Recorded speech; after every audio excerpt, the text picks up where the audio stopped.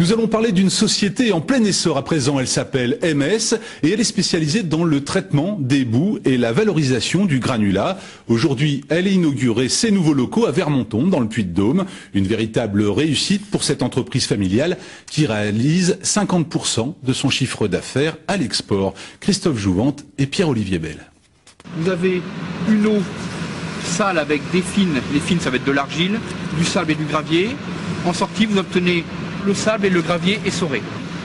Une eau clarifiée que vous pouvez rejeter dans le milieu naturel et des galettes de boue, un déchet que l'on peut évacuer facilement. Le traitement des boues de chantier, c'est une partie de leur fonds de commerce chez MS. Mais avec un marché mondial qui se développe et des machines à assembler de plus en plus grandes, l'entreprise a dû elle aussi agrandir ses infrastructures. Ça fait plusieurs années qu'on fait plus de 50% de notre chiffre d'affaires à l'export. Avec un réseau d'agents et distributeurs, on a encore beaucoup de travail pour essayer d'aller dans de nouveaux pays. Et sur les grands travaux souterrains, c'est des projets de grande ampleur, donc avec une gestation quand même assez lente. Et on récolte les fruits de 15 ans de travail dans ce métier-là.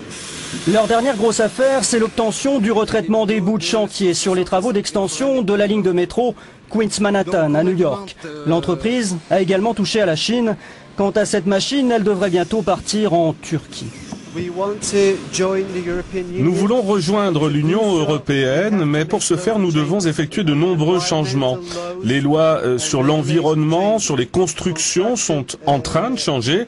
On doit s'adapter, se mettre aux normes en vigueur et concernant le bâtiment, nous devons nous mettre à niveau en Turquie. C'est ce qui rend la coopération avec MS encore plus importante. Le grand out d'aujourd'hui, c'était pour montrer aux partenaires, aux sous-traitants, les nouveaux locaux de l'entreprise et ce qui va s'y fabriquer.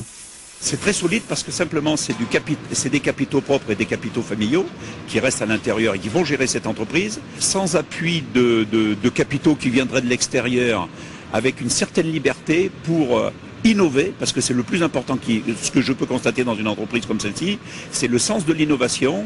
Et ils sont sur un marché qui est celui de la protection, sur le marché de l'environnement, qui ne peut être qu'un produit qui ira de l'avant.